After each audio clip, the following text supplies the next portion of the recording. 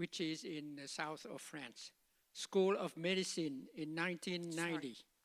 Yes, it's working. After graduation, she took residency in internal medicine at the Stamford Hospital in Connecticut, and then did her fellowship in clinical genetics at the National Human Genome Research Institute of the National Institute of Health in Bethesda, Maryland.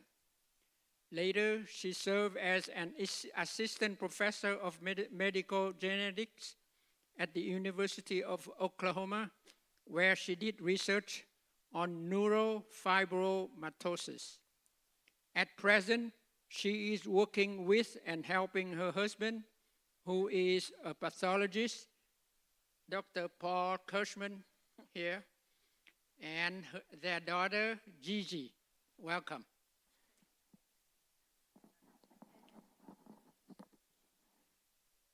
Who is a pathologist and also teaching the health message at different SDA churches in Orange and Los Angeles counties.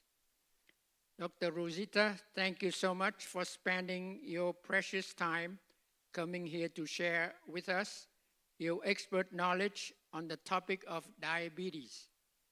Now the time is yours. Thank you. Would you like to pray for me, please, David? Yes. Let's have a word of prayer. Our most gracious, loving Heavenly Father, we thank you for your Sabbath day. We thank you for your love. This morning, we thank you for the message that brought to us by your servant, Pastor Nathaniel. And now it's time for us to have another message from you. It's a health message bringing to us by Dr. Rosita. May whatever we learn today be of benefit to us and help us to apply everything into our daily life. In Jesus' name, amen. Amen. Thank you very much, David. Thank you. Okay, so today we're going to talk about diabetes. Before we start, we'll also talk, my friend Benedicta asked about plaque. And there is plenty of research by Dr. Dean Ornish, by Dr. Neil Barnard. Plaque is reversible. It is reversible. Diabetes is reversible. Type 2 diabetes is reversible. I just want to show you a couple of good books that I have read. One is called Mastering Diabetes by Cyrus Kambata. He's a PhD, a researcher. And also by Dr. Neil Barnard, who has done his own research, NIH-funded research. And it's called Reversing Diabetes. Excellent book, very simple to understand. And of course, our own Seventh-day Adventist, Dr. Wes Youngberg. I'm sure you have all heard about him. His videos are circulating everywhere. And my favorite, Christian Temperance and Bible Hygiene by Ellen White and James White. The day I bought this book, I couldn't stop putting it down. It was the beginning of my Christian walk. I couldn't believe what the Lord has given us. The message the Lord has given us is amazing. But anyway, so let's talk about diabetes. And I just want to warn you, you need to work with your doctor. Whatever message you hear here, it's very important that you work with your doctor, especially if you're taking medication.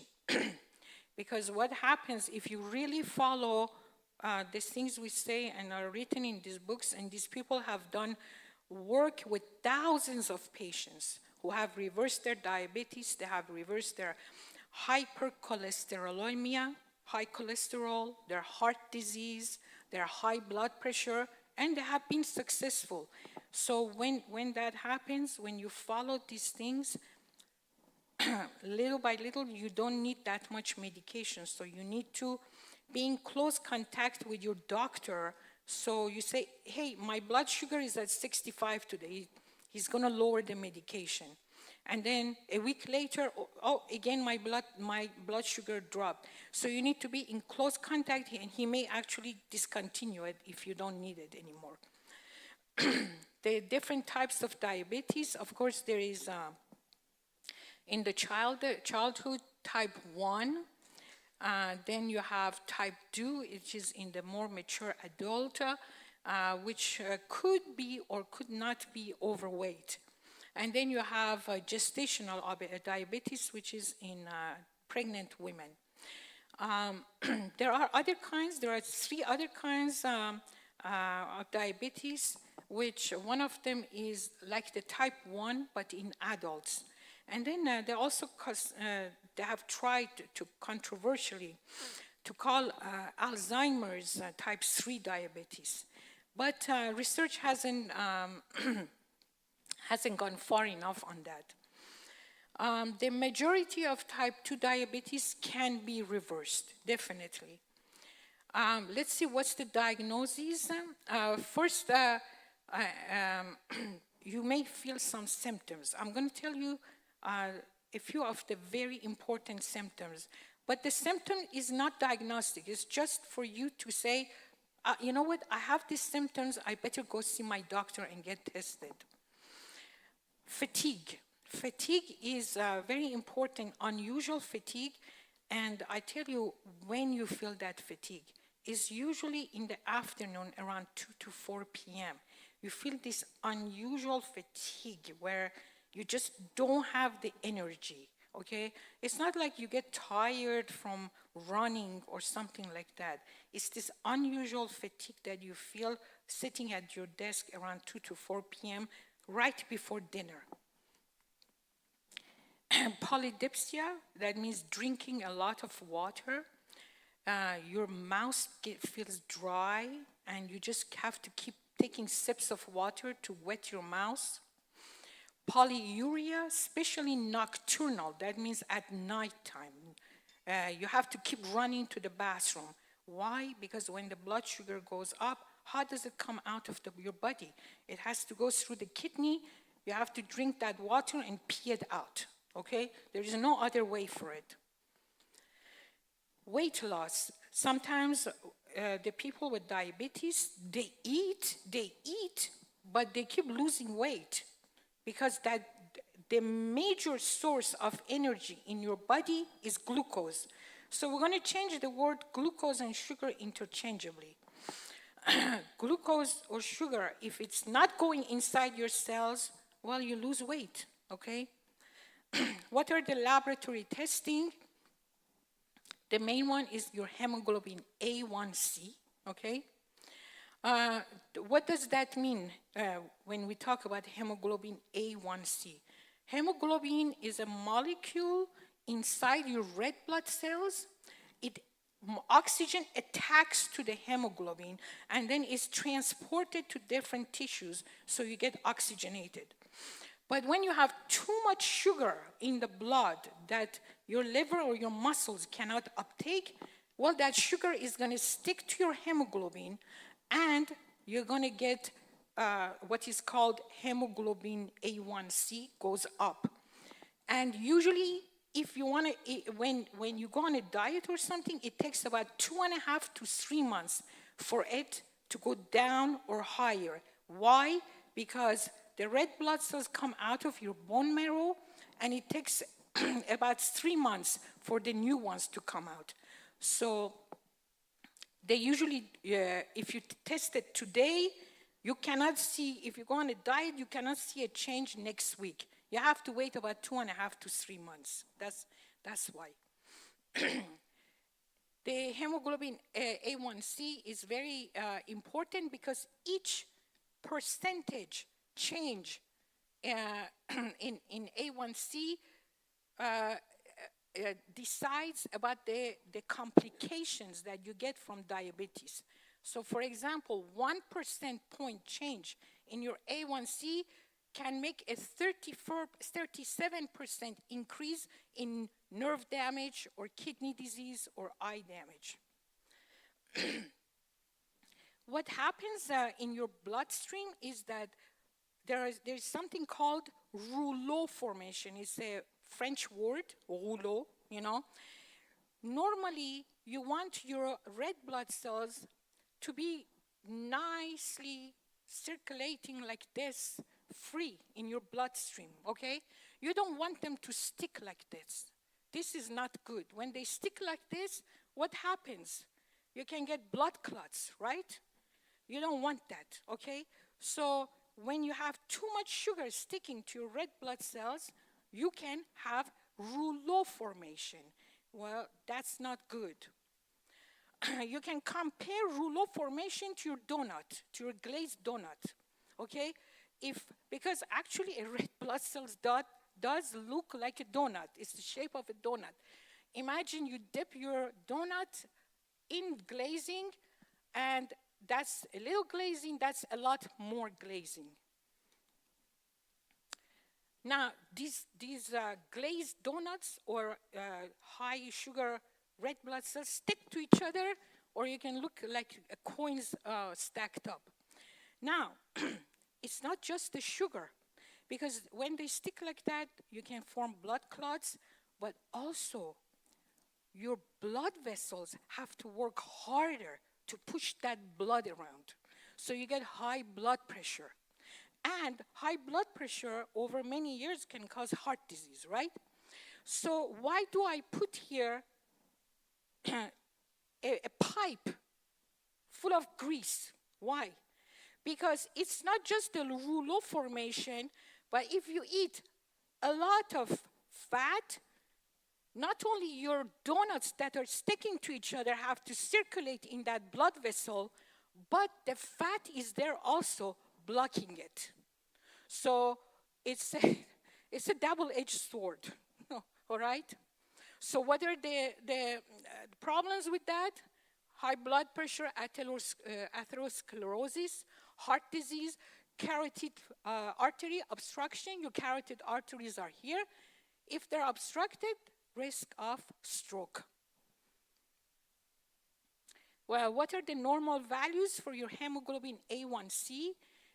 Normal goes up to 5.6. From 5.6 or 5.7 to 6.4, you're pre-diabetic. From 6.5 or higher, then is full-blown diabetes. All right?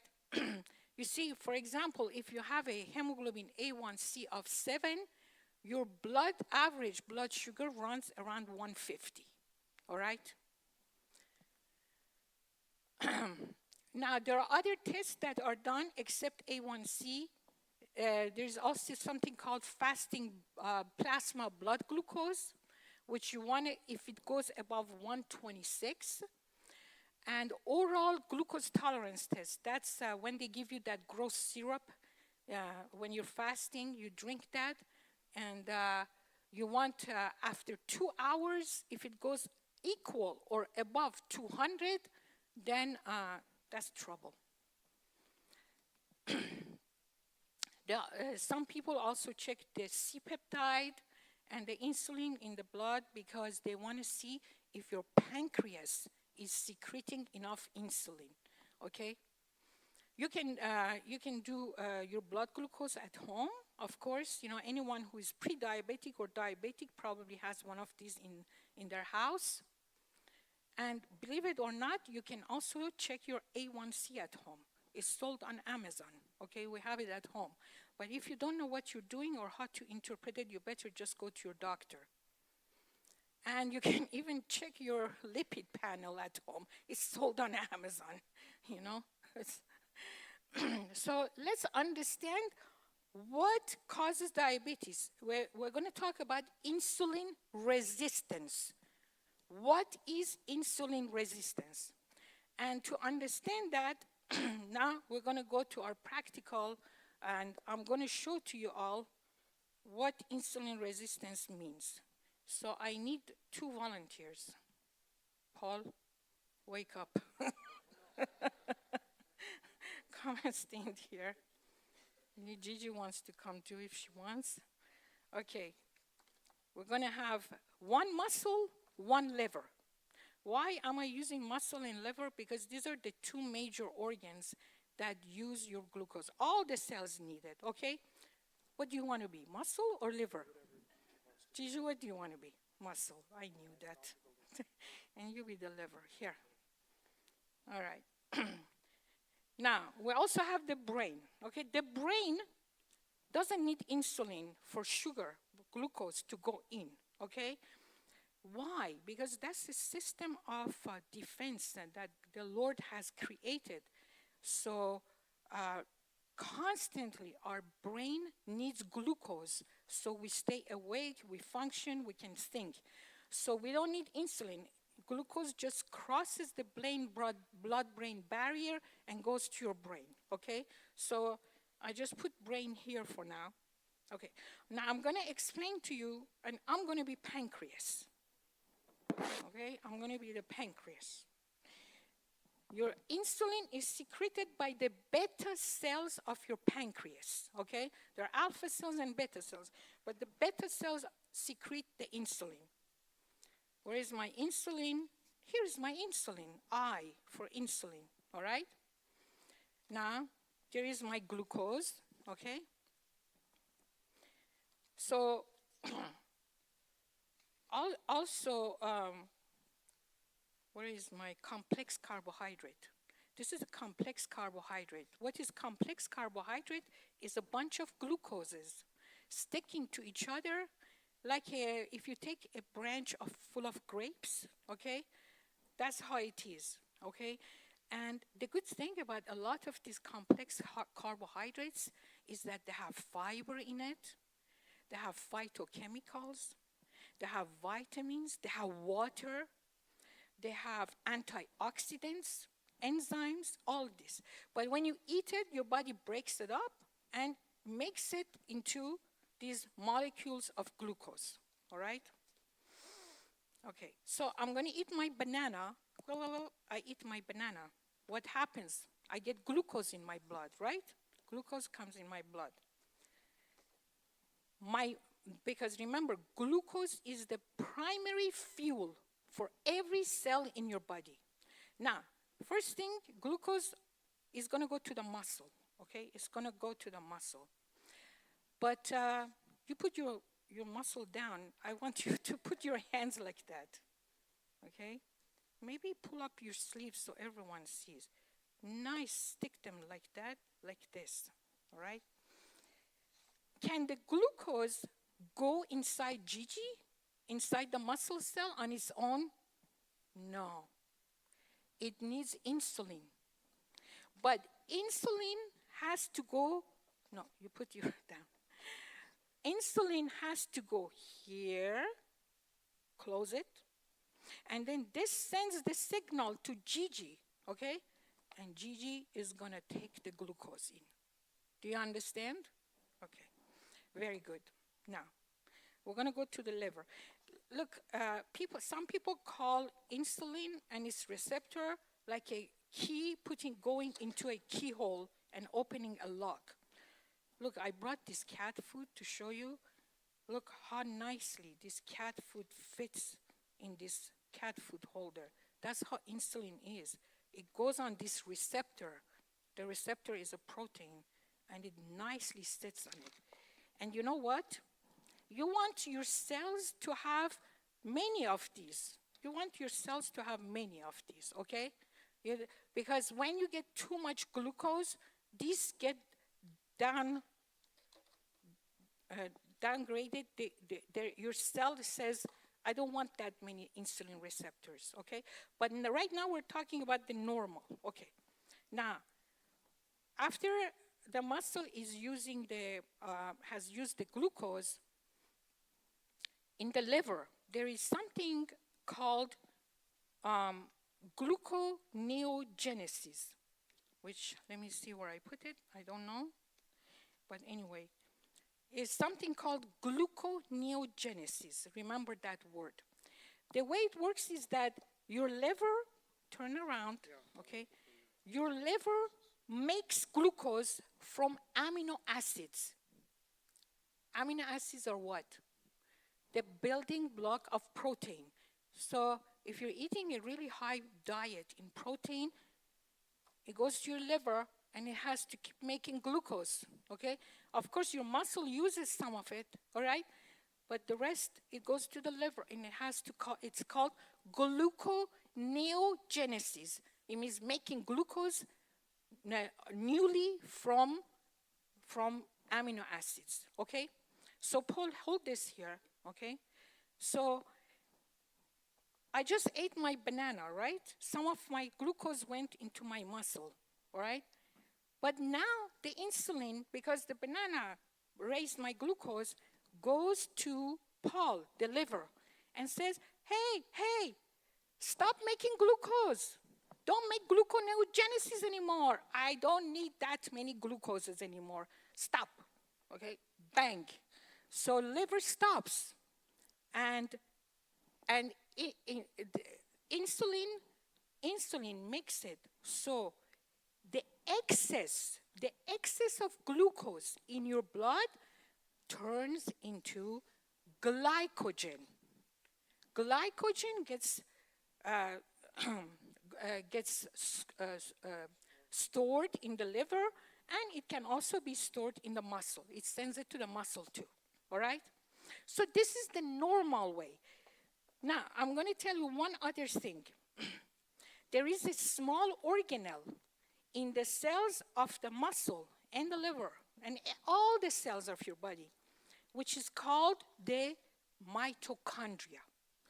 Mitochondria is an amazing little organelle. And you want your mitochondria to work really well. Why? Because it's like a furnace. It burns glucose. So all the glucose that goes in the muscle or everywhere, the mitochondria are going to burn it. They burn it to make what? ATP. ATP, okay? ATP is like battery cells. It gives energy to your whole body. Without ATP, you have no energy, all right? So we put ATP here.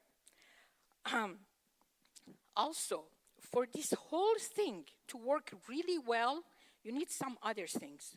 You need oxygen. How do you get oxygen? Take your walk. Take your walk after your meal. Send a message to your muscle that I'm using that glucose. So take a walk. Exercise, okay? What else do you need? You need calcium and sodium. Calcium, sodium, magnesium. You need magnesium. Calcium, sodium, magnesium. Where do you get it from? From which food? I heard the word. Yes, green leafy vegetables. You need a lot of magnesium. You need a lot of calcium and sodium, green leafy vegetables. So there, you need that. What else you need? You need water. Water. Oops. Okay, water, you can drink it, of course, in your water bottle, but don't forget, the foods we're going to go through have water. All the fruits and vegetables also have water. It's actually a way to protect the fiber in the fruits and vegetables. Potassium also. Potassium comes from your fruits, and vegetables too, right? Okay. And of course, we talked about walking, all right? So for the mitochondria to work well, you need all these things, okay? And you need everything to work well. So this is a happy mitochondria, all right? We saw unhappy mitochondria. Now, let's go to our insulin resistance, okay? So the general way of thinking about insulin resistance is, oh, I ate too much starch, I ate too much sugar, so now I have too much sugar, and my muscle cells, my liver cells don't want to take the sugar anymore, which is not exactly true, okay? It's not the problem. I'm going to explain that to you, all right? Okay, remember, Paul here, his head is the insulin receptor, okay? And Gigi, her hand. Now we're going to imagine it's her head, okay? So I can put the hat on. All right. Gigi is going to put that on. Fat. Fat. Paul is going to put the other one on. Fat.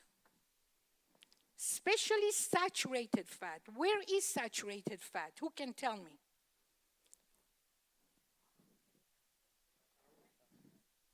Animal fat. Saturated fat is from animal fat, okay? Saturated fat gets transformed to cholesterol also, okay? So, and triglycerides, okay? We'll talk more about triglycerides because some sugary foods can also cause triglycerides. So when saturated fat goes here on the liver and on the muscle cells, you know what? Where is my insulin? It sends a message. It sends a message to the insulin receptor, and it says, don't let that sugar in.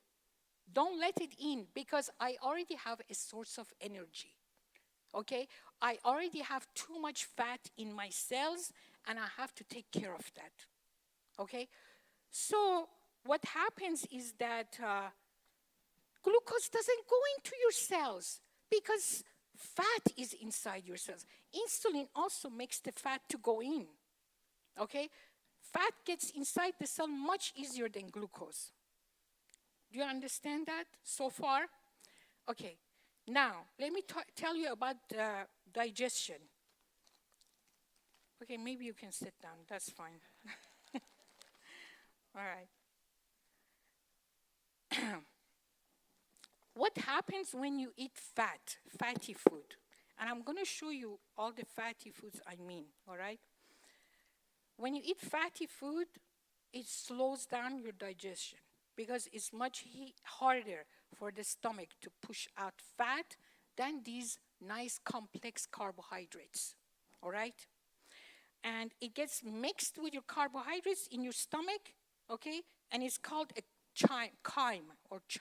I mean, C-H-Y-M-E, okay?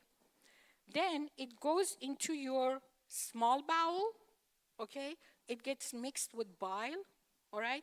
And it's called chylomicrons, all right? Chylomicrons. And then this fat goes into the lymphatic system. In your liver, it gets transformed to LDL. What is LDL? Low density lipoprotein, okay? It's the bad fat, bad, all right? So bad. Yes, Pastor. So this is a cut of your small bowel, okay, with the lymphatic artery and the vein, the muscle, through the lymphatics, it goes into the muscle cells. Fat goes into your fat cells, into your lip, my belly. And the leftover goes into the liver and it turns into LDL. You know how they check your LDL, right? Okay, what happens this is the liver. The liver, your LDL level will go up. Your doctor will say, it's dangerous, your LDL is high, okay? So we put that here. So what happens in the fat cells? Because fat also goes in your fat cells. Here is the fat tissue. Here's my fat tissue. It looks pretty ugly, right? Ugh, a blob. Okay, what happens in the fat tissue, I'm going to explain to you. This is the normal fat cell, okay? The more fat goes in it, it doesn't multiply in number. It swells up. The fat cell swells up. When it swells up, it can only swell up so much. Then it says stress signals. Those stress signals are called cytokines. Those cytokines are going to say, hey, we need help. They're going to tell to the white blood cells, hurry up, come and help us. So the Pac-Man, the macrophages, they're called macrophages. The Pac-Man come, you see, they come, the fat cell blows up, and the Pac-Man has to eat it up. Guess what? The cytokines, the Pac-Man, that's called inflammation. Okay? You get all kinds of inflammation and autoimmune diseases, etc., etc. Okay? So let's put that here. Let's see what happens in me, in the pancreas. I'm the pancreas. What happens with the fat cells in the pancreas? The beta cells of my pancreas are the ones that secrete my insulin, right? My insulin. When fat goes into my cells, the beta cells get full of fat, just like the fat cell or other cells. Again, stress signal. The beta cells get larger and larger, they swell up, they blow up. Then when you get too many of your beta cells opening up, it's called apoptosis. Apoptosis. It means the cell kills itself. It just destroys itself. Then if you get too many of those, you're going to need insulin injections, unhappily. Do you understand so far? Now what happens, that's the last thing. Remember I showed you the happy mitochondria? The happy mitochondria that makes your battery cells, energizers, ATP. Well, if it cannot burn glucose, but has too much fat, that it has to use fat as a source of energy, it becomes unhappy. It makes what is called free radicals, okay? Because it doesn't like to use fat. It likes to use glucose, in its furnace. So the storage of this excess fat makes your mitochondria unhappy. What is the problem with free radicals? Who can tell me?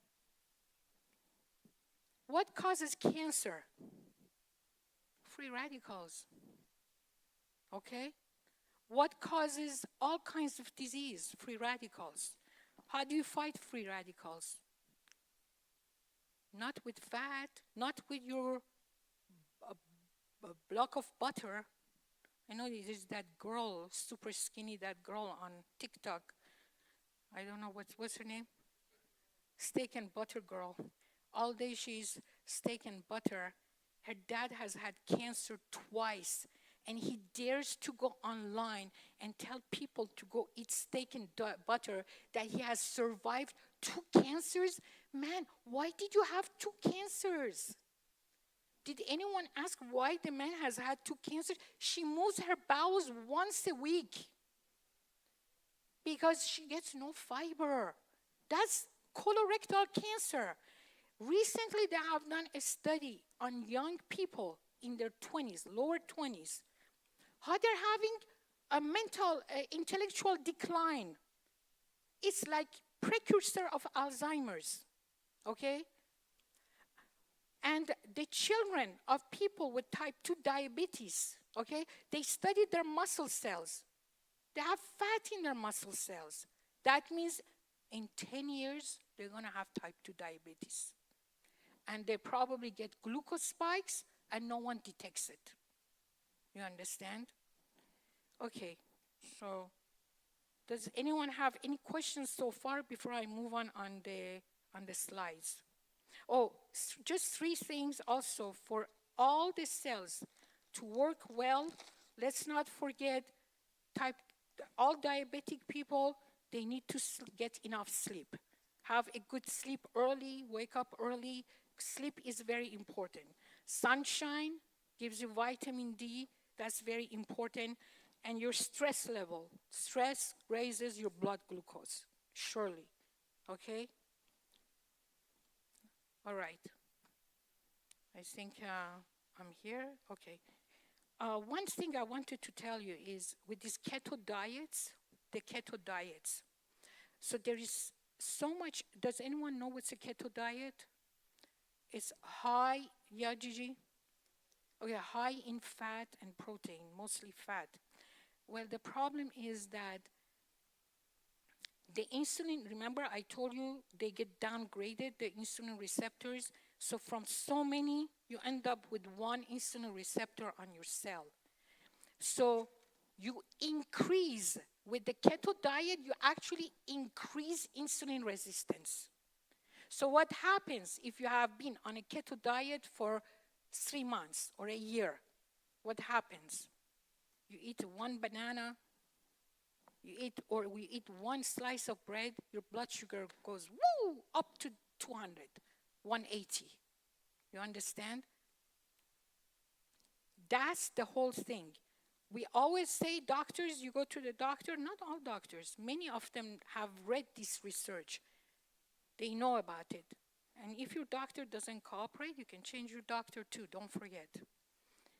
But if they tell you don't eat carbs, only eat protein and fat, well, you're going to increase your insulin resistance because the number of your insulin receptors on your cells will go down.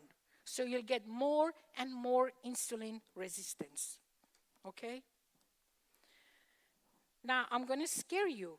I'm going to scare you by showing you the complications of diabetes. Why am I scaring you? Because I want you to take care of yourself. Take this seriously, all right? Heart disease, kidney failure, vision loss and blindness, infections, wounds, sores, amputations.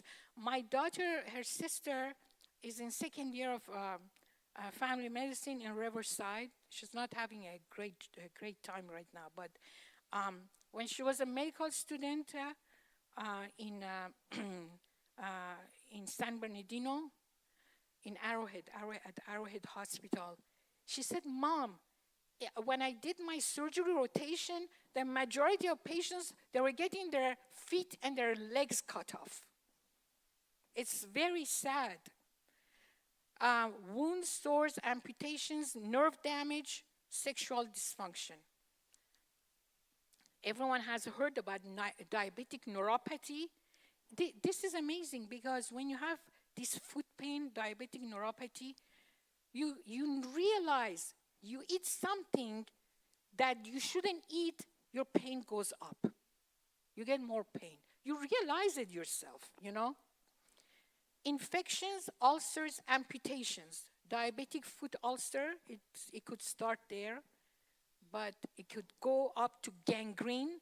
When it's gangrene, that means the tissue is dead, finito. You have to cut it off, all right? Those toes have to go.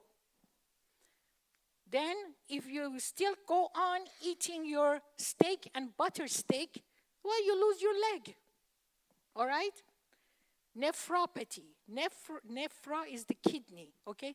Diabetic nephropathy is kidney disease. So this is on the left a normal kidney. Here, little by little, your kidney shrinks. The little nephrons, the glomeruli and nephrons, they shrink and they become more and more dysfunctional. The same way that high blood sugar damages the arteries and blood vessels in your legs, extremities, and your heart, it also damages your kidney blood vessels. The same way. And of course, this also leads to high blood pressure. And if you don't take care of it, when you still have some functional kidneys, you go on hemodialysis. Your kidneys die. Okay? The diabetic retinopathy in the eye, it can bring blindness, retinal detachment, oral complications, you know, with the gums, infections. Oops. That's candida. Do you see on the tongue? You see that white layer? That's oral candidiasis. Okay? That's yeast. that grows on the tongue, all right? And believe me, it doesn't just limit itself on the tongue. Over time, it goes down your esophagus, all right? So just the diabetic hypertension itself can damage all these things, all these organs. I just want to show you fat circulating in blood so you get scared, so you understand the fat you eat. For God's sake, don't eat cheese. You're Seventh-day Adventist. Ellen White said cheese should not enter your stomach. Okay, I'm going to show you slides of cheese. The fat, can you imagine how hard that artery needs to work to push that blood? How long do you think that's going to last? Okay? There, here on the right you have fat. Of course, these are AI generated. Look how much of a hard time. It's just a question of time before you get blood clots. Okay? Again, here, fat, red blood cells, and white blood cells. Look how hard that blood vessel has to work to pump your blood. Yes? Yellow is fat, plaque.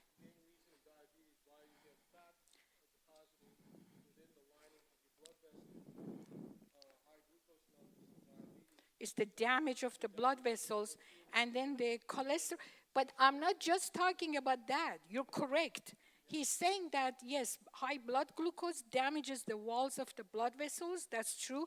Then cholesterol comes to heal it, to deposit it. And then that cholesterol does get calcified over time.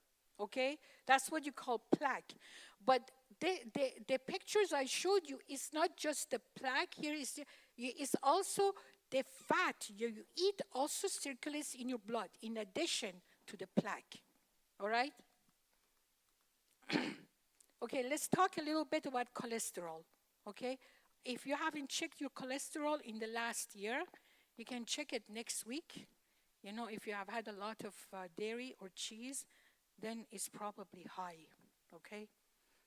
Okay, total cholesterol should be below 200 milligrams per deciliter. The lower your cholesterol, the lower will be your risk of heart problems and blood vessel complications. It's best to keep it around 150 milligrams per deciliters.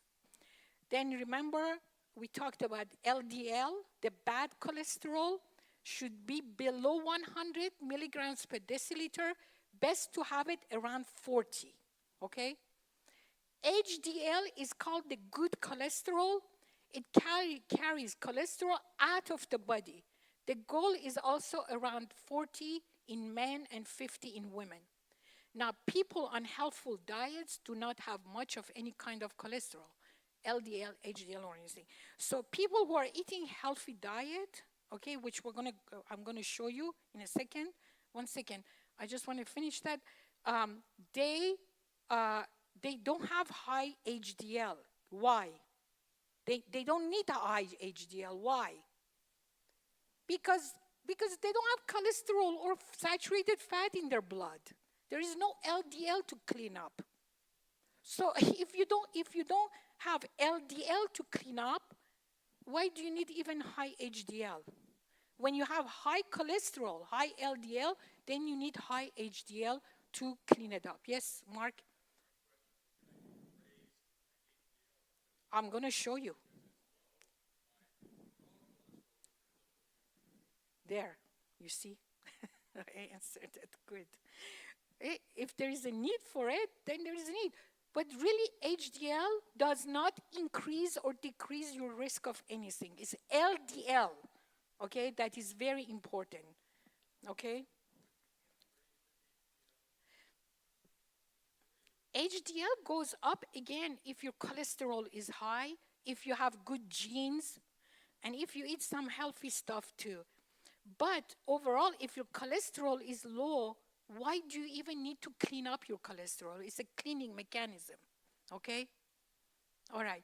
So lowering, that's exactly what I typed here. Lowering your LDL cholesterol does reduce your risk of heart problems, but raising your HDL does not seem to make any difference. All right? Okay, triglycerides now, it's true that you want to keep them less than 150. Triglycerides also can increase your risk of heart problems and also pancreatitis or diseases of the pancreas and the risk of other problems. It can go in some people up to 500, which is very high, but sugar and refined carbs can make your liver make triglycerides. So our aim is also to stay away from very high glycemic index foods, such as sodas, sugar, candy, cakes, all those things, all right? Also, alcohol will raise your triglycerides. So follow a cholesterol and fat-lowering diet. Number 1, skip all animal products. Any animal product has cholesterol or saturated fat. So my friend says, well, what about zero-fat yogurt? What about low-fat cheese? Okay, I tell you what, it has lactose and it has casein in it. And we're going to talk about that in a second. Keep your vegetable oils to a minimum. Not only stay away from, look, I'm not telling you anything new. This is our health message. She said in 1901, all animal products will be unsafe. Stay away from it. Okay? You want to be there for your children, you want to be there for your grandchildren, and you want to be there for when Jesus returns. You don't want to die before he returns, okay? And we want to obey him. So, so also keep vegetable oils to a minimum. Try not to fry your food. You want to fry, use vegetable broths. Vegetable broths can fry in a good frying pan, okay? Yes? Olive oil, I'm going to talk about it. Olive oil has 14% saturated fat. But it's true that olive oil has antioxidants, it has polyphenols. So if you compare a stick of butter to olive oil, you're better off with olive oil, definitely.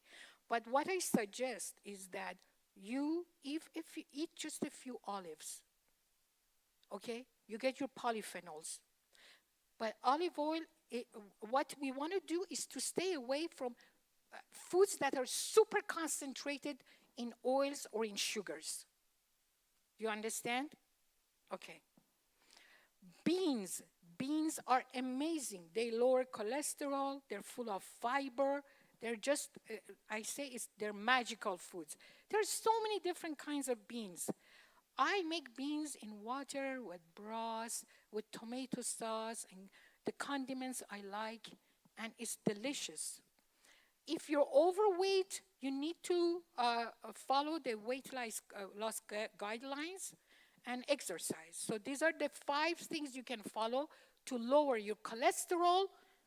And you lower your cholesterol and your saturated fat, well, you know what? All these things reverse. Heart disease. If you have some kidney function left, kidney disease, you keep it. You keep what's left. Heart disease, high blood pressure, all these things. One other complication that can be in obese people with type 2 diabetes is they get this fatty liver, and that can over time cause cancer if they don't take care of it, all right? Oh my gosh. You know what? I only have 10 minutes. You bear with me. I'm going to go fast. The first line of treatment is metformin, okay, for type 2 diabetes. Metformin acts on the liver and also on the muscle. It's the drug that has the least amount of side effects. That's why they put you on metformin. Now, there are drugs called GLP-1 receptor agonists, such as you have heard Ozempic, Wegovy, and Ribelsis, okay? Those also people take it for weight loss, you know? Well, I'll tell you, do you want to hear about those or not? Also, some people have to take insulin. Insulin can be either on a daily basis or before or after a meal. And glucagon is only if there are low blood sugar emergencies. Do you want to hear a little bit about Ozempic or not? Are you interested? Okay. Yes? Okay. Okay. Ozempic is called semaglutide, okay? It was approved for type 2 diabetes, but many people, especially wealthy people, use it for weight loss. It costs a lot of money. It costs about $1,000 to $1,200 a month. The way it works is that GLP-1 is a hormone that gives you the feeling that you are full. So people who take Ozempic or the other two, Saxenda and Wegovy, those two are approved for weight loss. But when they take it is that they just can't eat. As soon as they start eating, they feel full. That's GLP-1 is a normal hormone that we all have in our body. But that in Ozempic concentrates it. Okay, so they inject it, and when you eat, you feel full.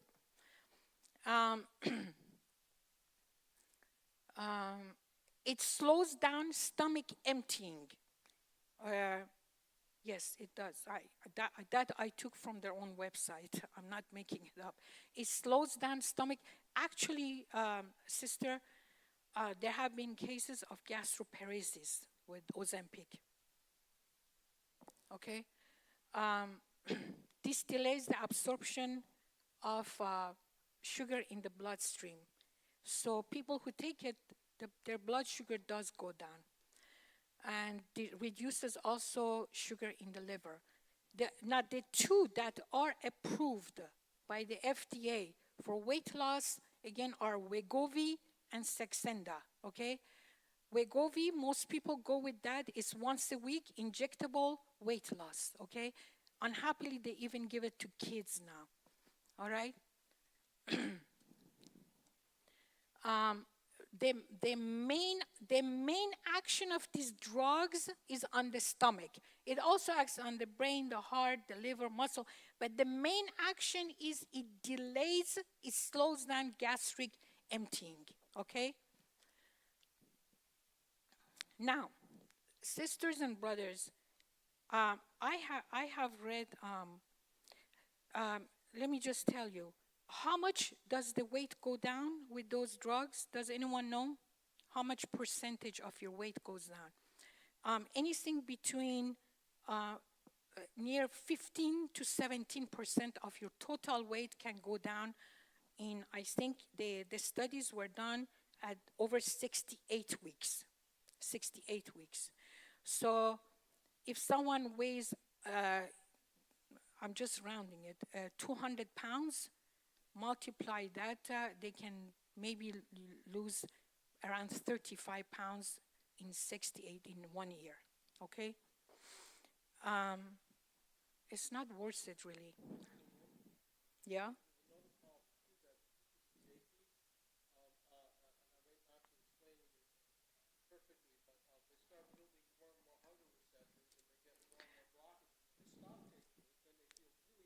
Yeah, I'm going to talk about that. Wait. Okay, we have something natural that gives us the GLP-1 hormone. It's called fiber. Okay? The diet I'm going to show you right now is when you eat, you cannot eat above a certain amount.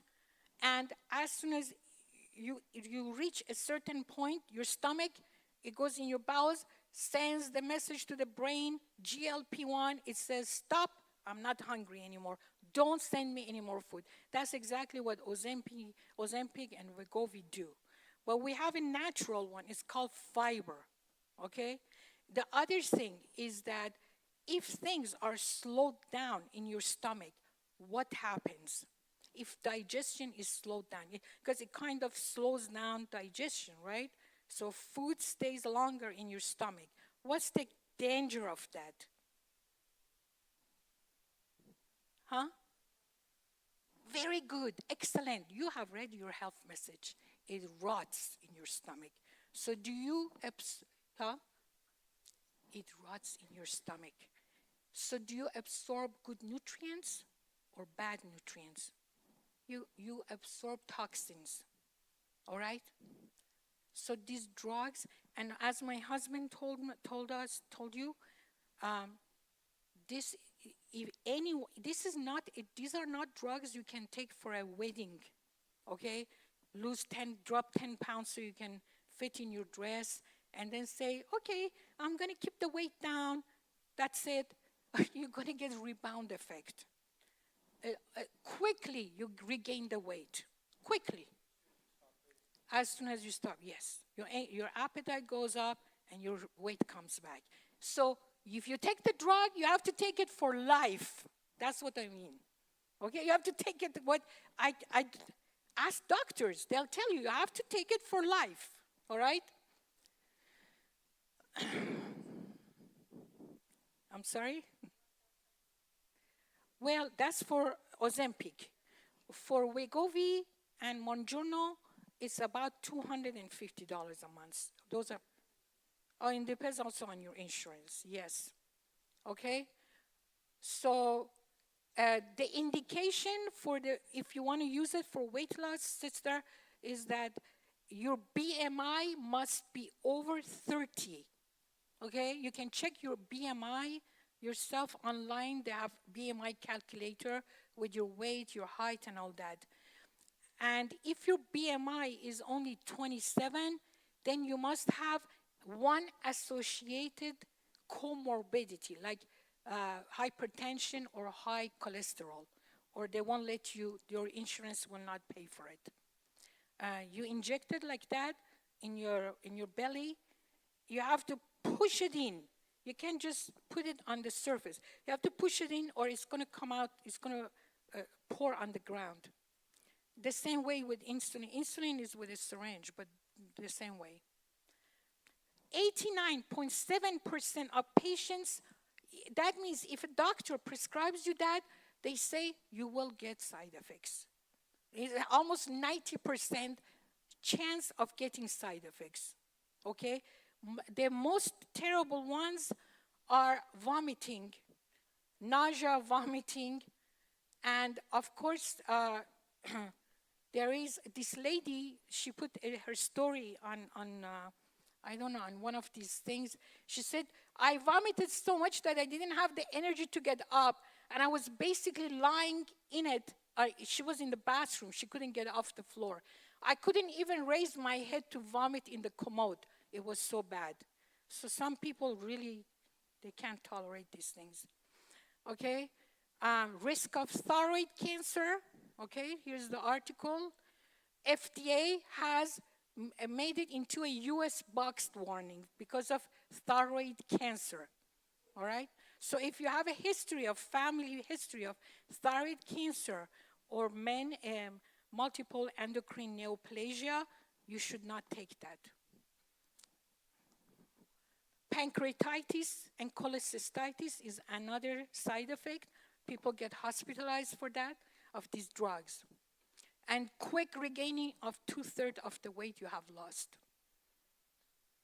So this, you see, it's a lifelong medication, all right? Have you ever heard of Ozempic face? Look what it does, saggy skin, because it also affects not only the fat under your skin goes away, but it also affects the musculature, okay?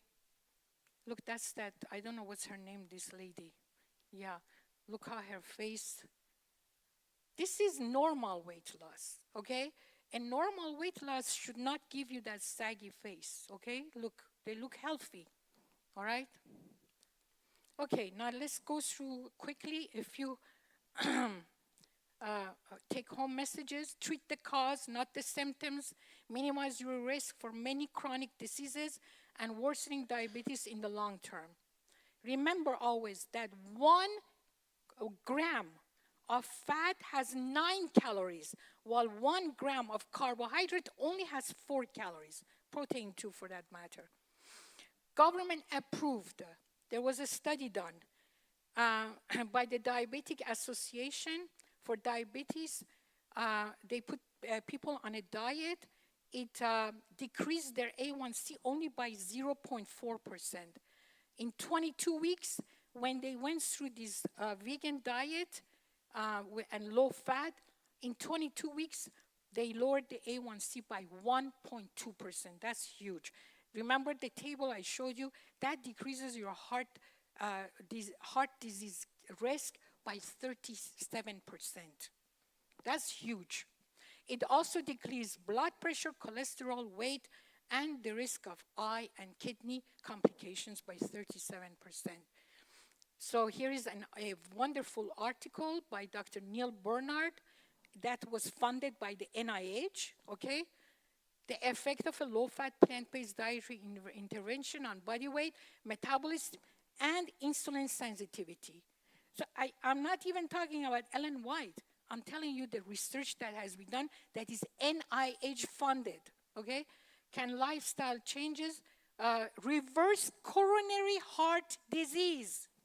Yes, by Dr. Dean Ornish, all right? So let's go through a few points quickly. I'm sorry, David.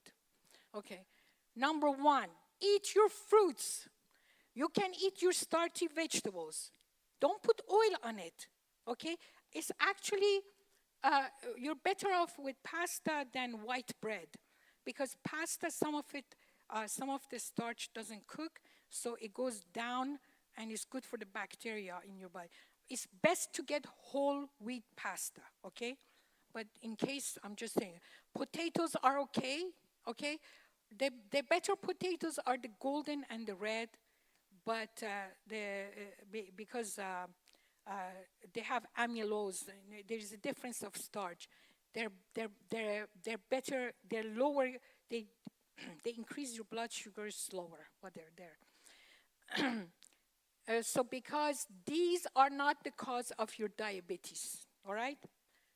The body's primary source of fuel is glucose, so you need to eat carbohydrates. Don't put all that fat and protein in you, okay? The most efficient way to increase your insulin sensitivity through diet is to reduce your total fat intake to a maximum of 15% of your total calories, okay? So don't go with these super concentrated fats if you have diabetes or pre-diabetes. Don't go with those, or you have obesity. Don't. Stay away from those until for a year your blood glucose, your A1C is normal. Yes, I'm saying if you have insulin resistance, you have type 2 diabetes, yes, stay away because they're more. You can have a little bit. You can have 4 or 5 almonds, like that fits in the palm. You can have 4 or 5 olives, okay? But that's it. Until your A1C goes down. You want your A1C to go down. Until your heart disease reverses. Until your cholesterol, and you want to keep it down for a year. Stay away from fat. Okay? I'm going to show you the calories from fat in lean meat. So you eat chicken without the skin, you say, that's lean meat. 25% of the calories is from fat. Tuna, 16%. 2% milk, 35% of calories from fat. I tell you, dairy is very offensive to the body. A lot of research has been done in children who come up with type 1 diabetes. It has been shown that in early age, they have been exposed to cow milk or dairy, okay? Eggs, 62% of your calories are from fat. Don't eat eggs. You don't need eggs. What do you need it for? What do you need eggs for? Come on. I'm going to read to you, if I have time, something horrible about eggs. Lean beef, 29% from fat. Chicken, 23% of calories from fat. Sea trout, 32%. Salmon, 40%. This is saturated fat and cholesterol. And this is not with the skin on. This is without the skin. You love fish? Let me show you a picture. Parasites. All fish. Brothers and sisters, you love fish? Well, you ingest parasites. You say, oh no, I froze my fish. No, the parasites don't die. Oh, I cooked my fish so good. Well, you cook the top and the bottom. What about inside the flesh? Unless you want to carbonize it, make it black, then you can't eat it, right? If you really insist on eating fish, do not get that Alaska wild fish, because those wild fish are higher in parasites than the pond farm fishes. Because in the farm fishes, they control their food. But in the wild, big fish eats little fish eats tiny fish, so they're constantly eating each other. You understand? But I'm telling you, stay away from fish. If you have diabetes or pre-diabetes, heart disease, you have high cholesterol, your carotid arteries are blocked, don't eat fish. Do fruits and vegetables have any fat? You say, oh, but how am I going to get my omega-3s? Yes, fruits and vegetables have fat. Broccoli has 8% of fat. Why do fruits and vegetables have fat? Because the cells in the membrane, they have omega-3 in every cell. So when you ingest it, you get a tiny amount of fat. And you get the good fat that your body needs. Beans, 4% of calories from fat. So you eat your beans, you have very low fat, and it's a good kind of fat. Rice, 1 to 5%. It's best to go with brown rice. Question, brother? No? Yam, only 1%. Yam is very good. All sweet potato is excellent food, okay? Bananas have 3% of their calories from fat, okay? Number 3, eliminate all saturated and trans fat. So your blood glucose, your insulin resistance goes away, your blood glucose goes down, okay? Why you want to kill and eat these poor animals? Come on. We all have pets in the house. Don't eat animals. You know, my gosh, over the years, I can't believe that my brothers and sisters are still eating flesh. Dairy is unsafe. It's full of saturated fat and cholesterol. Remember, saturated fat becomes cholesterol, okay? Don't take fish oil supplement. Don't. You don't need it. I told you, eat your broccoli. Don't eat fish oil. Eat your broccoli, all right? Your banana even. All whole foods have unsaturated fats, no exception. You get your alpha-linoleic acid or omega-3 in all these foods. And remember, you get magnesium from your green leafy vegetables, okay? Brothers and sisters, don't eat that. Oh, don't eat these. You give me one moment at the end so I read about eggs. Actually, you know what?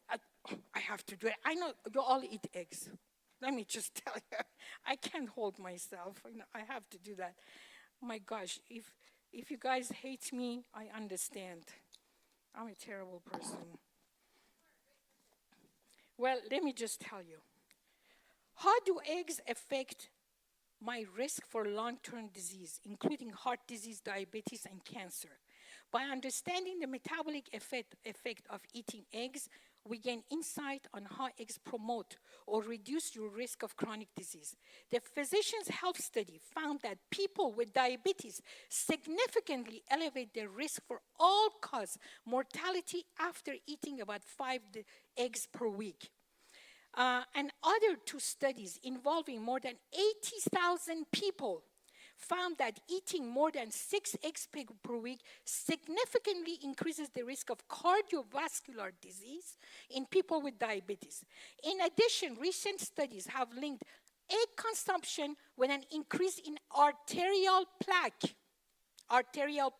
Researchers found that 3 eggs per week significantly increase arterial plaque formation in carotid arteries. That brings blood to your brain, which in turn elevated the risk of hypertension, stroke, and heart attack. Studies have also shown that eating more than 2.5 eggs per week increases the risk for the development of prostate cancer, gentlemen. Prostate cancer by more than 81%. 81%. 2.5 eggs per week, 81%. I'm terrible. I'm a terrible person. Okay, a meta-analysis published in the European Journal of Nutrition containing more than 44 studies performed over 400,000 subjects found that the risk for gastrointestinal cancer, who wants to get gastrointestinal cancer, increased linearly with increasing egg consumption. The authors found that the strongest correlation was between egg consumption and colon cancer. My cousin just had a couple of years ago colorectal cancer, and that eating more than 5 eggs per week increased colon cancer risk by 42%. That's a whopping high number. Eggs promote the development of cancer because they are high both in cholesterol and choline, both of which may promote tumor formation and tumor progression. Cholesterol is elevated in tumor cells in all tissues, and increasing blood cholesterol have been shown to promote tumor growth and metastasis. Choline is also elevated in tumor cells and is metabolized in the large intestine into pro-inflammatory compounds that may promote cancer development. I'm going to stop. There is more, but you read it yourself. Yes.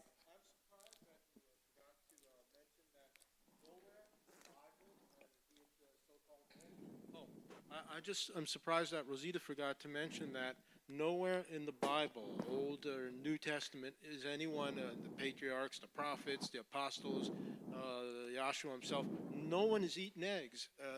And not only that, but we assume that the chicken is a clean creature. But if you read carefully, it's Leviticus 23, I think, well, where the dietary laws are.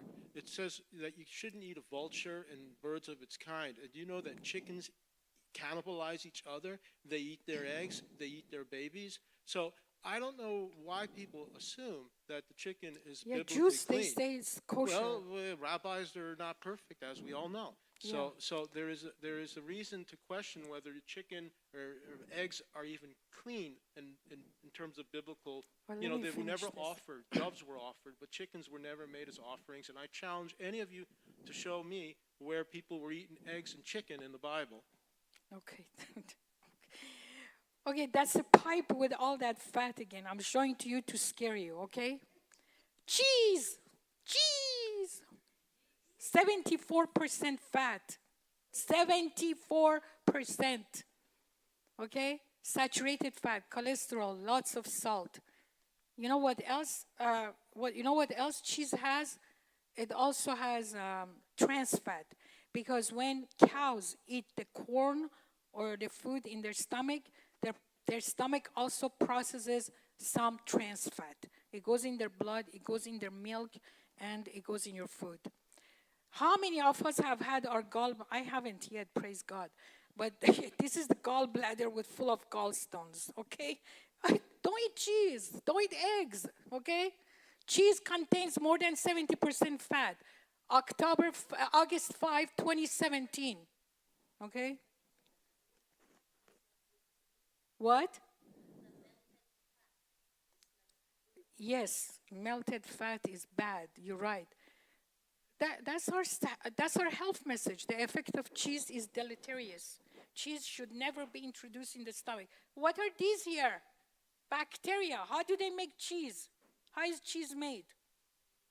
Fermentation. Okay, bacteria eat all the food that is in the cheese. The bacteria eat it.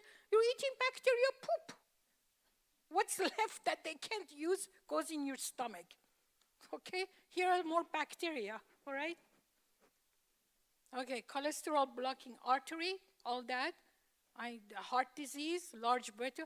And beware of coconut oil. Coconut oil is saturated fat. It is saturated. It is a lot of marketing for coconut oil.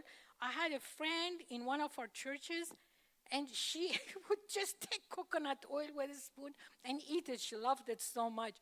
But it's saturated fat. That will cause you also the diseases, okay? It's not healthy. This is palm oil. It's in a whole bunch of processed foods, okay? Palm oil is saturated fat. Use it on your hair. Use it to wax your car. Use it on your skin. But don't put it in your stomach, for God's sake. Palm oil kernel. Look how the sister said melted oil. Well, this is solid. It shouldn't, you don't want any oil that is solid at room temperature. It goes in your peanut butter. Okay? Cocoa butter, chocolate has caffeine. We are informed not to eat caffeine, stay away from chocolate, but in addition to that, cocoa butter is saturated fat, and it also has milk. Why you need chocolate? Use carob, for God's sake. Carob. And it's fat-free almost. If you put your olive oil, Benedicta, if you put your olive oil in the refrigerator, because of the 14% saturated fat, it becomes solid. Okay, you don't want that. Okay? Okay, eliminate all animal food. Oh, these poor animals. I put things from Ellen White. She said, Dr. Rand, educate yourself to discard all flesh meat. Soon butter will never be recommended, and milk will be entirely discarded for disease in animals is increasing in proportion to the increased wickedness among men. Soon there will be no safety in using eggs, milk, cream, or butter. In all parts of the world, provision will be made to supply the place of milk and eggs. You know, those cows, when they take their milk, they're also inseminated. So they pregnant at the same time as they milk. They take their milk. So what does that mean? The hormones from the cow, from the pregnancy, go in that milk, and it goes inside your body. No wonder it causes prostate and breast cancer. All right? Eggs again. You want to cook? Stay away from oil. Get some vegetable broth and a good non-stick frying pan, and use water or vegetable oil to saute your vegetables. You should keep grease out of your food. It defiles any preparation in cooking you may make. Eat largely of fruits and vegetables. Okay, too much protein reduces your kidney function, okay? There was a study done. It was funded by Harvard University, but it was researchers at Brigham Women's Hospital. And what they did is these ladies had a little bit of decrease in kidney function. When they gave them animal protein, their kidney function went way down, okay? What is whey? When they make cheese, you all know whey is sold at high prices. When they make cheese, the liquid around it is whey, okay? In the past, they used to throw it out, but now they dry it into powder. They put it as protein powder, and they sell it for $25 per box. Don't eat that. You don't need it. You don't need it. 4, other high-fat plants are nutrient dense. So you don't want nutrient dense. If you have diabetes, if you have insulin resistance or pre-diabetes, don't eat nutrient dense foods. You want to eat avocado? Eat a quarter of an avocado, okay? Eat 4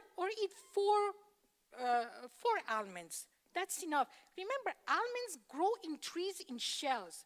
Walnuts. In the past, people couldn't, now in factories, they make big bags of almonds and walnuts. But in reality, you have to break that shell and get the nut out. So God didn't create it for us to eat so much. And she says, I have been instructed that the nut foods are often used unwisely, that too large a proportion of nuts is used, that some nuts are not as wholesome as others. Almonds are preferable to peanuts, but peanuts in limited quantities. Limited quantities. May be used in connection with grains to make nourishing and digestible food. All right? 5, eat your carbohydrate whole foods plenty, as much as you want. Remember, if you already have, I showed you, insulin resistance, eating a little carbohydrate will raise your blood sugar. But if you slowly get rid of all that fat in your cells, eating these foods, you should be normal, okay? Now, if you have been eating a lot of fat and protein, the first 2 or 3 weeks will be challenging. Your blood sugar may go up. That's why I tell you, work with your doctor, all right? But it will come down. Your blood sugar will come down. All these foods increase insulin sensitivity. Eat carbohydrate-rich whole foods. Experience excellent blood glucose levels and decrease your risk for weight gains, high cholesterol, high blood pressure, coronary artery disease. Stay away from these high glycemic foods. Now, dry fruits, I put dry fruits here, okay? These are high glycemic foods. Dry fruits, they still keep the dry and frozen fruits, they keep their vitamins and antioxidants. If you're diabetic or pre-diabetic or you have insulin resistance, soak them in water. Bring them back to their normal state. That way the sugar comes out and you can eat the fruit. You understand? Okay. Whole grains are excellent. Brown rice, whole grain cereal. Read the box. Read the ingredients. Read the amount of fat, sugar, all this. Make sure you're buying the right thing. Whole wheat pasta, quinoa, oats, corn. Oats give me migraine headache. I don't know why, so I stay away from oats. Brown rice here. Even white rice is okay from time to time. It's okay to eat brown if you don't put oil in it when you cook it, all right? Oh, I love these breads. Oh, I would like to have a slice right now. Pumpernickel and rye are the best. Pumpernickel and rye. Again, always read the ingredient of what you buy. Legumes are excellent for your blood sugar, excellent. They have protein. If you're an athlete, 1 block of tofu and 1 can of chickpeas a day or any beans, you have all the protein you need. If you're an athlete, not me, an athlete. And bean pods, soybeans. As I told you, sweet potatoes and golden potatoes are best. But make sure you eat different colors of fruits and vegetables, because the colors means antioxidants, phytochemicals. So don't always eat the same thing. Change colors so you get different vitamins and antioxidants, phytochemicals. Okay? Berries make you lose weight. Did you know that? Berries are excellent. And they have anthocyanide, which is an excellent antioxidant. Green leafy vegetables have chlorophyll. Chlorophyll is a molecule very similar to hemoglobin. So some people who have anemia, who have low blood count, when they eat their green leafy vegetables or they juice it, but you have to drink it fresh, okay? They get a lot of chlorophyll, and that helps them to make more. Not only it brings iron, spinach is full of iron, but also it makes them make more hemoglobin. So that's a good treatment for anemia. That's what I mean. People who eat fruits have lower risk of diabetes, of heart disease, and everything. Here is the, I don't make it up, here is the article. So go ahead. Go eat your peaches and your melons, your bananas, your citrus, your apples, your pears, and your kiwi fruits. Enjoy yourself. Enjoy. Don't forget to take your vitamin B12 supplements. If you go vegan, you need vitamin. You only need 2.5 micrograms per day, but as we age, we don't absorb well enough. So it's okay to eat that. If it's high, it's okay. It's not a big deal. You can either take it like twice a week if it's too high, or it doesn't matter. Remember, not all of it gets absorbed. So here is the new way you should eat: grains, fruits, legumes, and vegetables.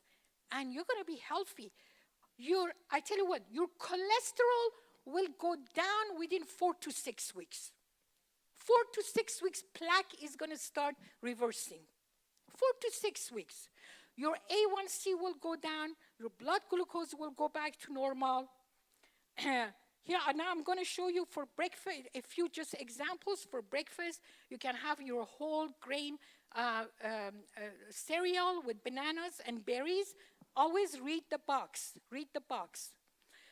Scrambled tofu with vegetables without oil, and toast. You can make toast with whole grain, whole wheat, pumpernickel, rye bread. Okay, no oil, no butter. All right, just in your frying pan, non-stick frying pan, a little bit of broth.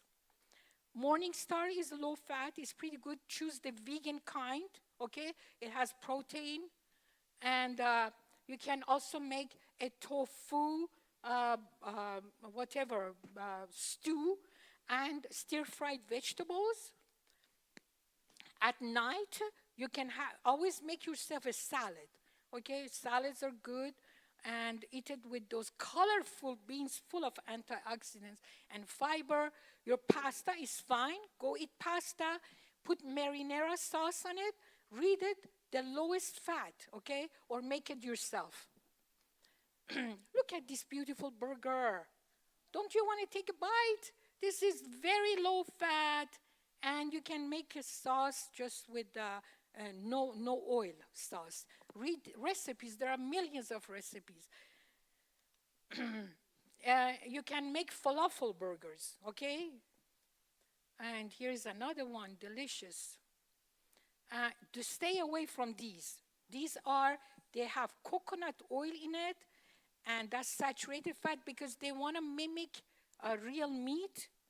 They want to mimic real meat, so they put a lot of fat in it, all right? I'm almost done. This is a good hot dog. If you want to eat hot dog, this is low fat, okay?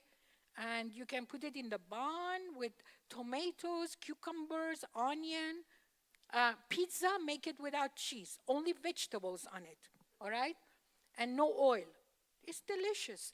You get used to, it becomes to the point that you will crave these foods. Listen, I'm fat, right? Well, I told myself, I'm giving this talk, I better work on it myself, okay? In the last 4 weeks, I've lost 8 pounds, okay? And I feel great. I really feel great. About 10 years ago, I went on a no-fat diet. In 1 year, I lost 75 pounds. My A1C was 4.9. I used to have a fatty liver. There was, on my ultrasound, there was no fat at all on my liver. It had all gone away, Here's another pizza with corn, with everything on it. Hummus, make sure, it's best that you make your own hummus, but if you buy hummus, low oil. Make sure read the ingredients. These are not too bad. Substitute sliced meat, okay? They're low fat.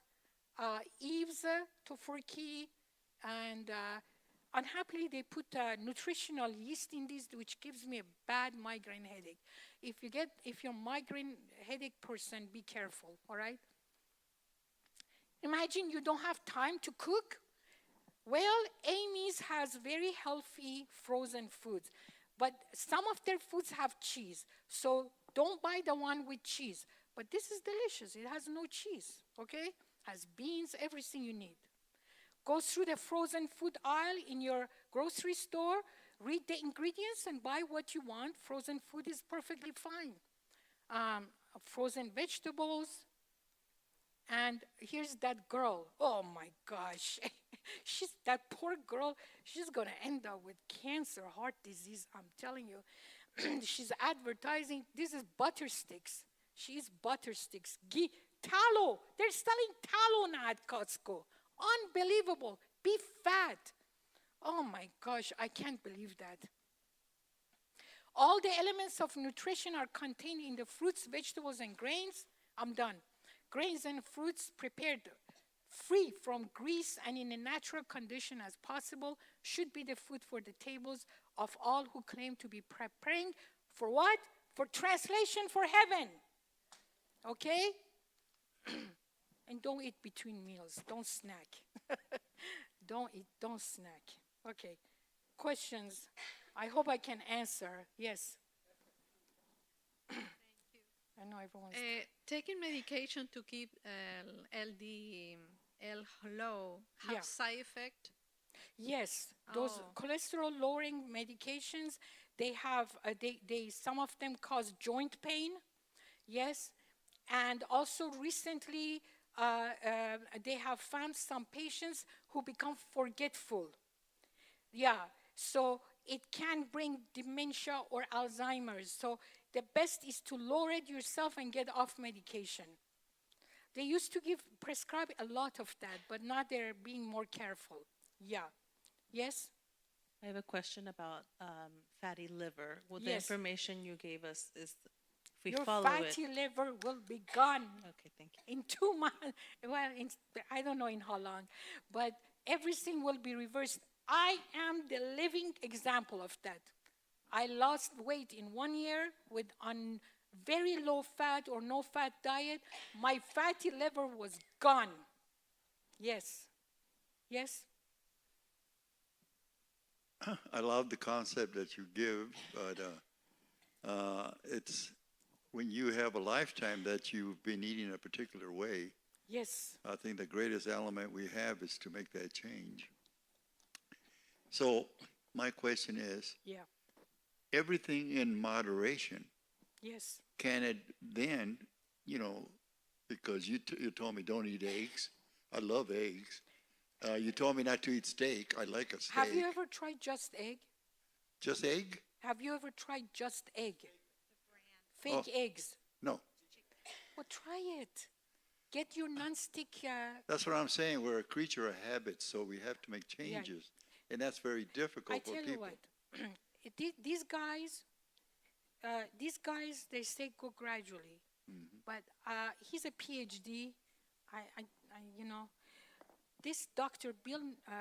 Neil Barnard, who's an MD, trained by Stanford Hospital, he says jump into it. And he says 3 weeks you get used to it. You'll crave these foods. Yeah, that was going to be my second question was, it's fine for, what we hear and the goodness that happens with making the changes. But how effective is it when you make a drastic change, let's say from like here to here? Yeah. And I think the important part is eating what is going to be proper and healthy for you at the moment Yeah. to sustain you through that little process. Because, hey, I'm not going to go eat nuts and just this and that after 82 years of, this type, this thing.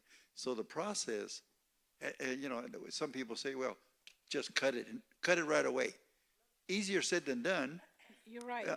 So You're right. that's my point. I think I know. there's got to be a gradual process. So if you feel like that, for you, I would read this book and look at their recipes because they do go gradually. Okay? He's pointing at you. Okay. It's Mastering Diabetes, and they have, not only they have videos, these people, all over YouTube, but this book is amazing. It's a little too technical, but they have a lot of recipes. So you can do it gradually, and things reverse. You get better, especially if you have family history of all these diseases, you better be careful. Yeah. I always wondered about that because I had my gallbladder taken out years ago. Yeah. How does that affect the process that the body has? What happens is that your liver just releases bile directly into your small bowel. So it doesn't bind, right? It doesn't bind with the bile salts. So what happens, sometimes you get diarrhea, sometimes you get a little discomfort, but then it goes out into your stool, not school. So it's not such a big deal. Yeah, yeah. And it will give a relief to your liver for making bile that it has to inject into your small bowel. Yeah. It's essentially liver cleansing, okay? Kidney cleansing, liver cleansing. Brothers and sisters, follow these books and our health message, and think about your future, because you don't want to suddenly have, oh, my heart, oh, stroke, oh, my foot. You want, if you do that, you want to eat clean, you want to live clean. So we're ready for translation. Any other question? Yeah. Yes. So, kind of want to get your opinion on this. So, for Yeah. the younger generations, Yes. work tends to get in the way of your health, and that's where she starts. So, on a day-to-day lifestyle where you are running and running and running and running, typically you don't have a problem with burning off fats and things like that because you are running up and down ladders, you're running up and down stairs, you're working a very physical lifestyle. When that lifestyle starts to change, like some of our younger generations where they're behind a computer more often, now they're not getting out, getting the exercise. They're eating fast foods, which have everything that you would say not to eat. Oh. So how do you get around that with I the younger tell you generation? what. Where do you take them to eat? If you're active, that's true. You run around, but remember, the main source of energy of your cells is glucose, not fat. You want to increase those mitochondria and keep them happy by decreasing or eliminating fat and bringing glucose in the form of whole foods, fruits and vegetables in. Now, you know what? Take a walk after your meals. Try to take your steps, 15,000 steps a day. You don't need to go up and down the ladder. You can still, and change the way you buy groceries, okay? Tell yourself, I have to work on my health. This is not good. I'd rather buy that, okay? Instead of French fries, I'm gonna broil my potato. Instead of eating,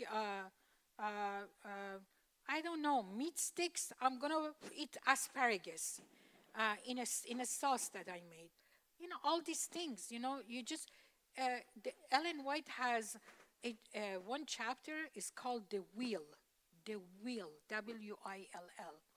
And how much the will is so important in our relationship with God.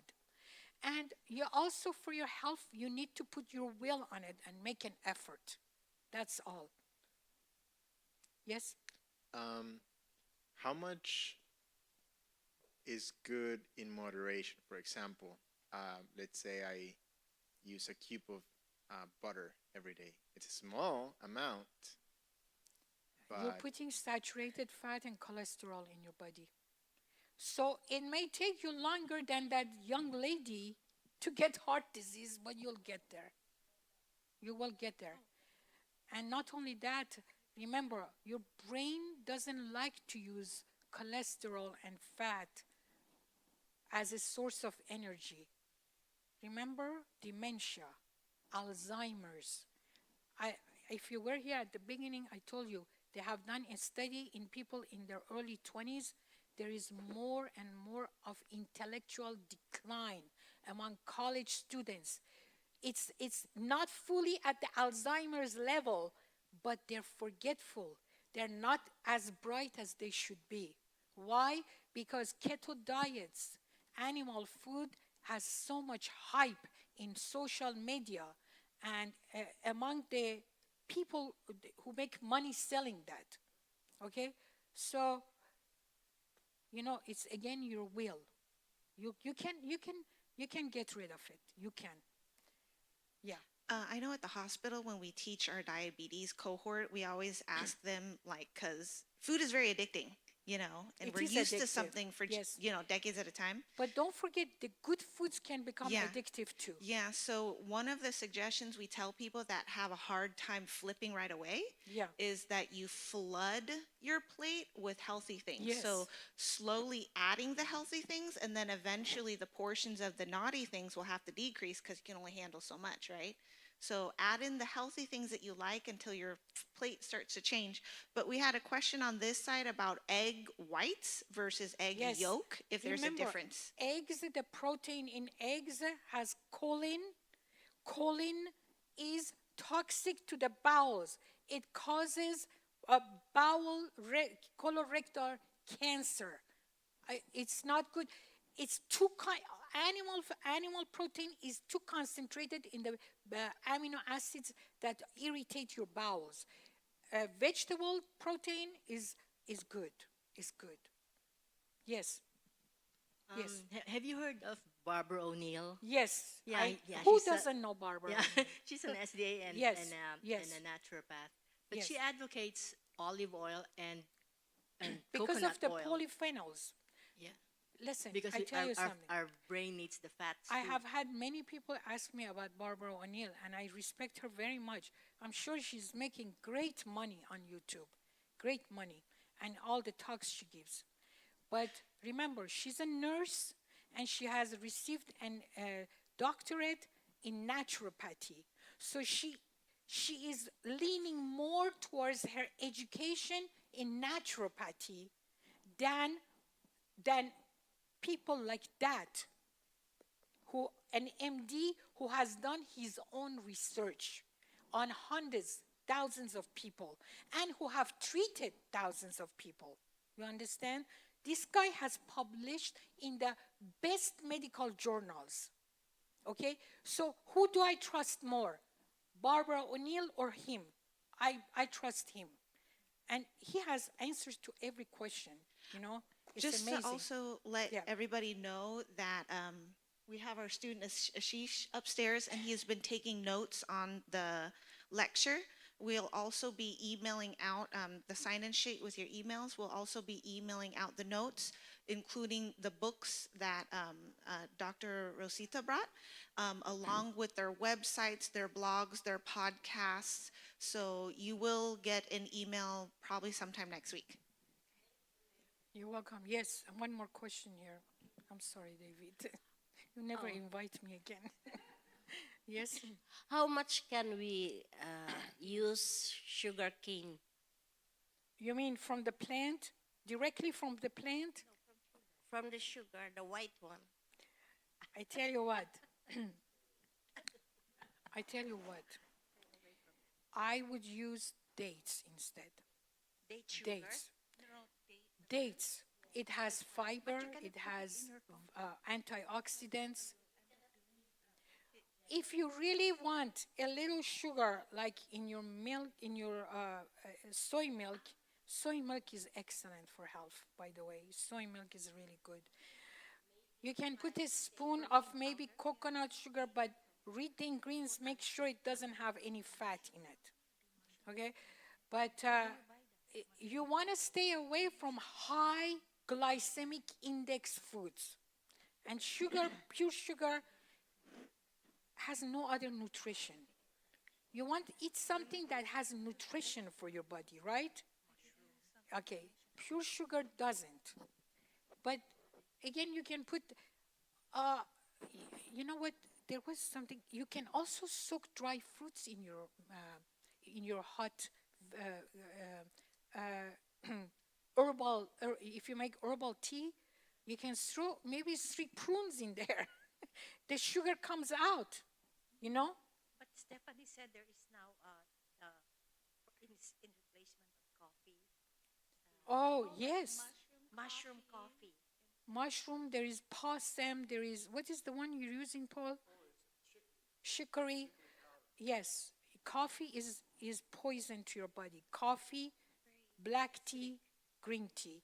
It's I used to drink those, and I thought I have Parkinson's disease. The day I stopped tea, it went away. All my shaking. I'm sorry, David. Has she scared you enough? But you better be scared than sorry later. Thank you. Thank you, Dr. You're welcome. Rosita. You're welcome.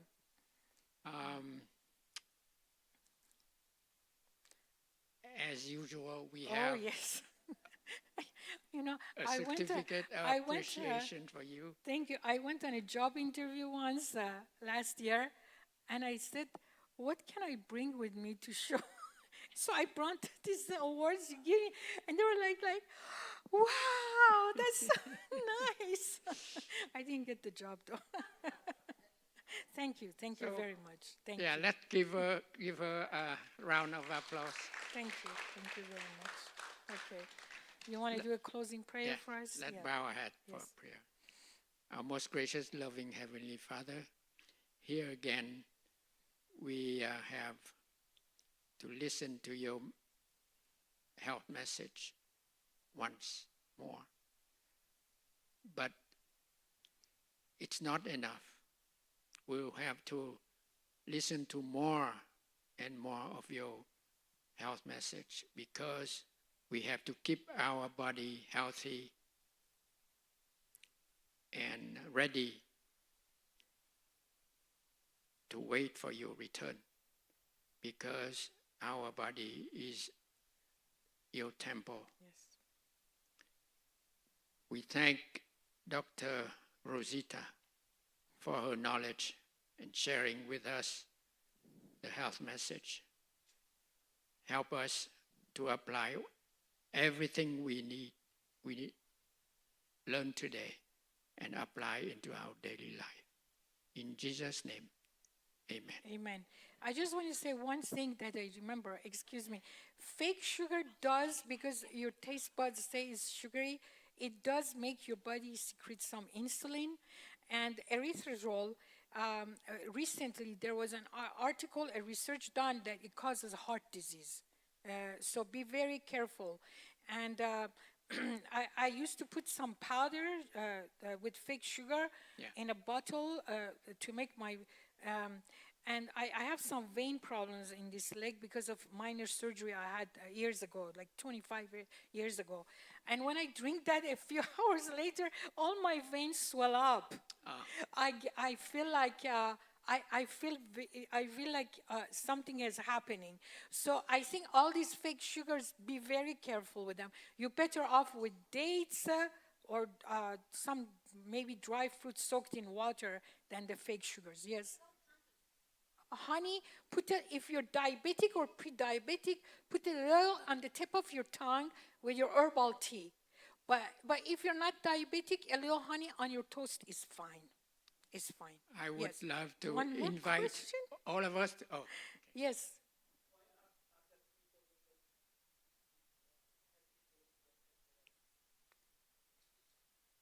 Well, if they continue eating fats, animal fat, and all these things, in a few years they will be diabetics.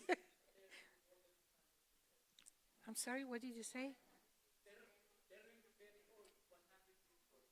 Well, they have good genes. They have good genes, but I tell you what, if they didn't eat those things, they would live 150 years, not 100.